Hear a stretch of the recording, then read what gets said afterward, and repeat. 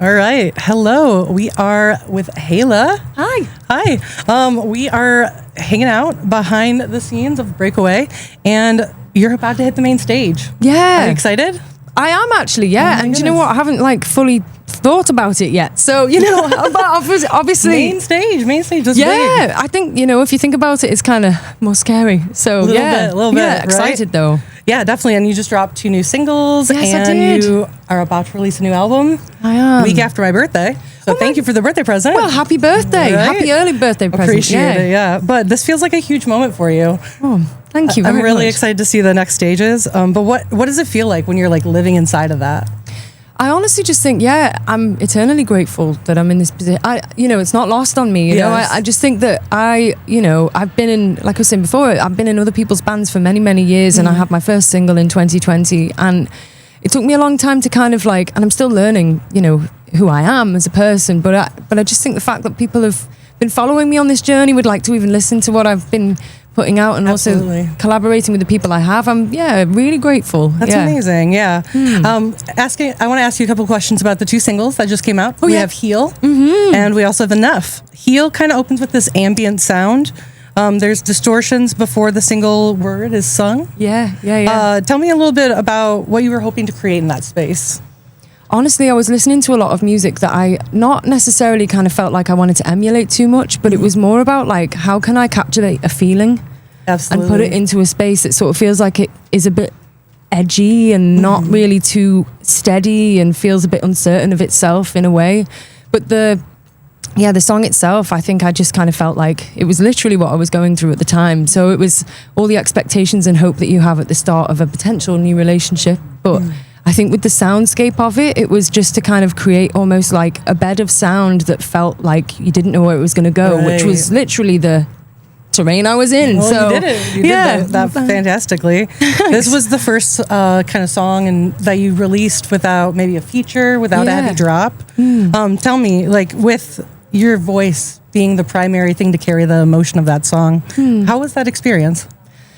It was really nice, actually. And I think it was kind of when we got into the studio, I didn't enter the studio with any sort of idea really of what I was going to do and how the song was going to be. And I think initially, before I started this group of sessions that led to this album, we were kind of I had a look. I have lots of tracks that live on my laptop, but there was some that were maybe in a sort of more dancier kind of sound, and I just at the time just didn't connect with them. And I was like, I need to start from scratch. I think I need to do something different. And it wasn't I tried to do it, but it ended up that we'd left the session that day, and I was like, I think I've managed to just say exactly what I wanted to say. And That's it beautiful. Felt very open and honest, and ballady, I suppose. But I just kind of felt if I can create a song, hopefully, and unfortunately, if people resonate with it too, I'm sorry if people resonate with it, because it's a sad subject matter, I know, feeling like you're on unsteady ground, at the start of a relationship. But I just think it felt good and honest and authentic. So good. No, it sounds very authentic.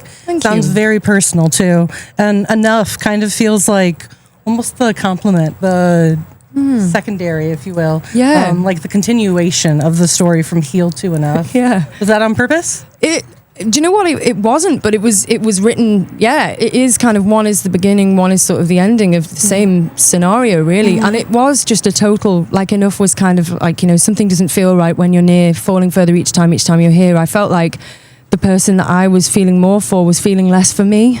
And then it was been longing for a moment too intangible to touch. So many things I want to say, but scared they're all too much, because I was scared that the more that I say would mean that they would be further away. And I think the song itself doesn't have a natural song structure, a kind of verse to chorus. A-B-A-B or A-B-A-B-C. Yeah. And I think, but it felt right because it was kind of the pause without the chorus was the sort of just sitting in that moment of I can't say what I want to say, but the chorus is the release of everything that I wanted to say. Yeah, you sing, I think, I don't want to butcher it, but I think you like the idea of me, but not the commitment. Oh, yeah. So you just get enough. That's such a specific line, and I really wanted to point to that because thank you. I just want to know how you know when that lyric is ready. How does it fit itself into the song? Yeah, because the lyric, it was I think you like the idea, but you just get enough. Was I just kind of felt like you like the idea of me, but not enough to commit, and I kind of felt like I could feel that you know? And I was like, I know this is happening and I'm devastated that that's what's going on because I wanted more.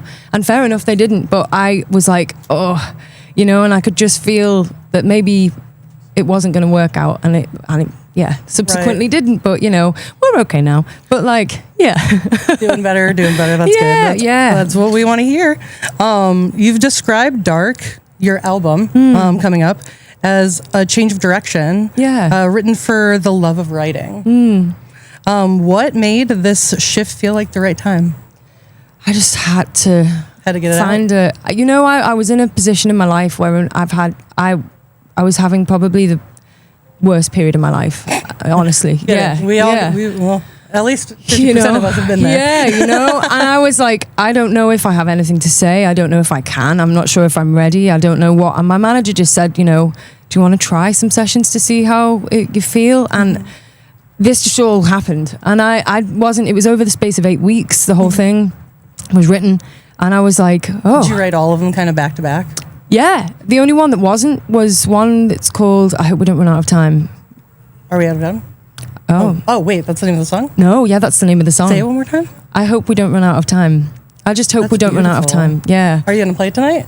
No, not tonight, but I will soon. Exciting. But it's it was just I wasn't okay, and I didn't know if I was going to be okay. I didn't know if I had anything that I'd be able to even get out. And this just, I don't know, it just happened, and I just felt like I need to just maybe get into a room, and fortunately, and everyone that I worked with was so amazing, and I was able to share what was going on with myself, and it really helped me like heal a bit, to use the song.